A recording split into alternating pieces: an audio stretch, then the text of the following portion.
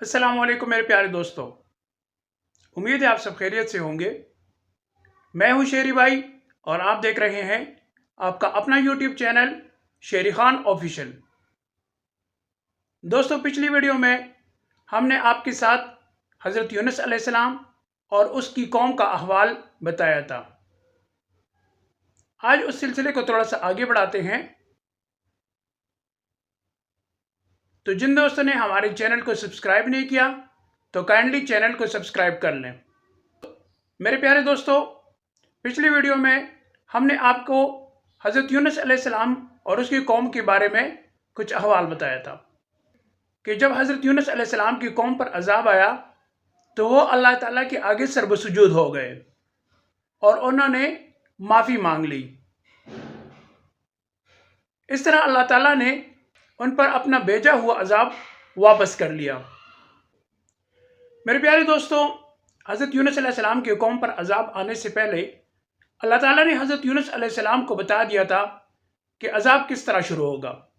وہ میں نے آپ کو پچھلی ویڈیو میں ساری تفصیل سے بتایا تھا کہ پہلے 3 دن ان کی شکلیں زرد ہو جائیں گی اور اگلے 3 دن ان کی شکلیں سرخ ہو جائیں گی اور اگلے 3 دن ان کی شکلیں کالی ہو جائیں گی اور 10ویں دن عذاب آنا شروع ہو جائے گا۔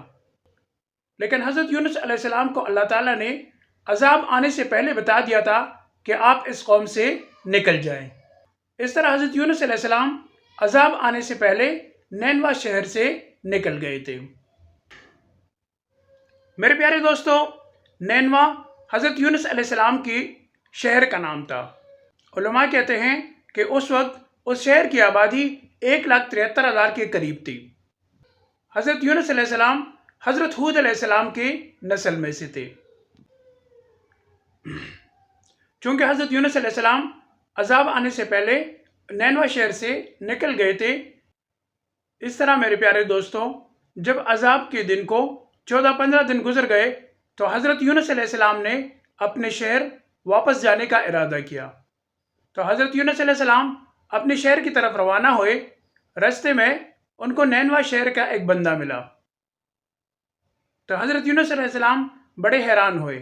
حضرت یونس علیہ السلام نے ان سے شہر کے احوال کے بارے میں پوچھا تو اس بندے نے ان کو بتایا کہ شہر کے سب لوگ بہت خوش ہیں۔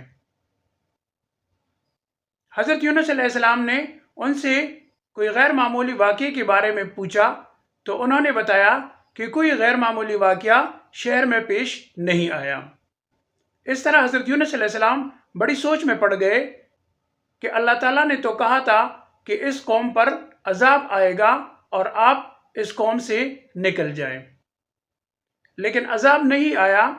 تو حضرت یونس علیہ السلام شہر جانے کے بجائے دریا کی طرف نکل گئے، کیونکہ نینوا شہر میں یہ قانون تھا کہ اگر کوئی جھوٹ بولے گا تو اس کی سزائے موت ہوگی۔ تو اس طرح حضرت یونس علیہ السلام دریا کے کنارے چلے گئے اور وہاں سے کشتی میں بیٹھ گئے۔ میرے پیارے دوستو، یہاں پر حضرت یونس علیہ السلام نے اللہ سے مشورہ نہیں کیا اور اللہ کے مشورے کے بغیر کشتی میں بیٹھ گئے، جس پر اللہ تعالیٰ کو غصہ آیا۔ اور جب حضرت یونس علیہ السلام کی کشتی دریا کے درمیان میں پہنچ گئی تو وہ وہاں پر رک گئی۔ اب کشتی نہ آگے جا رہی تھی اور نہ پیچھے جا رہی تھی۔ کشتی کے ملاح بڑی کوشش کر رہے تھے لیکن کشتی وہیں پر رکی ہوئی تھی۔ میرے پیارے دوستو، اس وقت وہاں پر ایک آواز آئی کہ کشتی میں ایک ایسا شخص ہے جو اپنے مالک سے بھاگا ہوا ہے، اگر آپ اس کو دریا میں پھینک دو گے تو آپ کی کشتی چلنی شروع ہو جائے گی۔ اب کشتی کے سارے لوگ حیران و پریشان رہ گئے کہ کشتی میں ایسا تو کوئی بندہ نہیں ہے جو اپنے مالک سے بھاگا ہوا ہو، اور چونکہ حضرت یونس علیہ السلام کے بارے میں سب کو پتا تھا تو اس لیے کسی کو ان پر شک نہیں ہو رہا تھا۔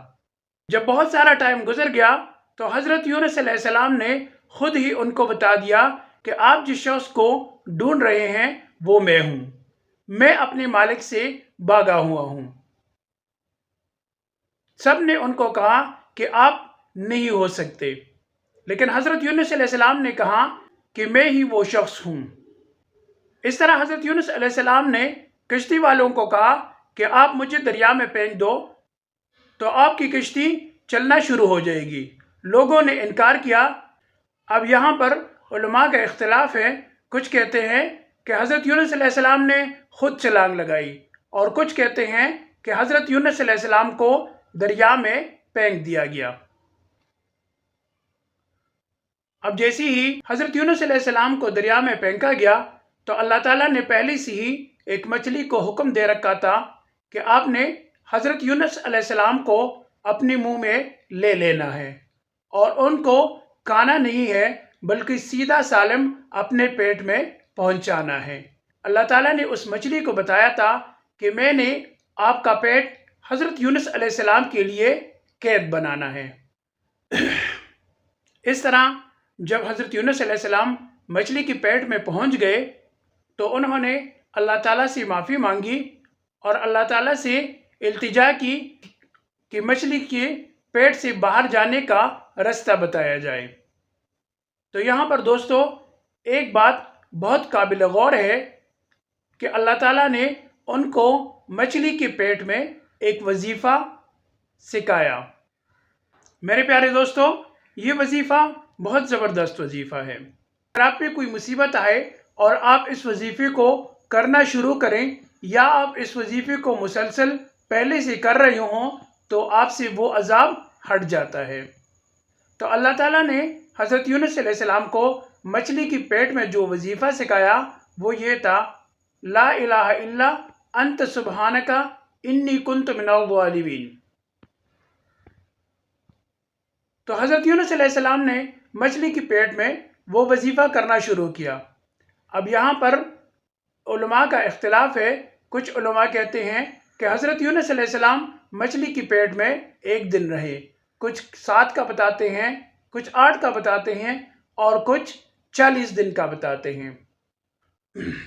تو میرے پیارے دوستو، حضرت یونس علیہ السلام مچھلی کی پیٹ میں یہ وظیفہ کرتے رہے، اور آخر کار اللہ تعالیٰ کی رحم کو جوش آیا اور اللہ تعالیٰ نے مچھلی کو حکم دیا کہ کنارے پر جا کر حضرت یونس علیہ السلام کو خشکی پر چھوڑ دیں۔ تو اس طرح مچھلی نے کنارے پر جا کر حضرت یونس علیہ السلام کو خشکی پر چھوڑ دیا۔ میرے پیارے دوستو، یہ تھا حضرت یونس علیہ السلام کا واقعہ۔ اگر آپ کو ہماری ویڈیو اچھی لگی ہو تو ویڈیو کو لائک ضرور کیجیے گا، اور اپنے دوستوں اور فیملی کے ساتھ شیئر بھی کیجیے گا۔ بہت شکریہ۔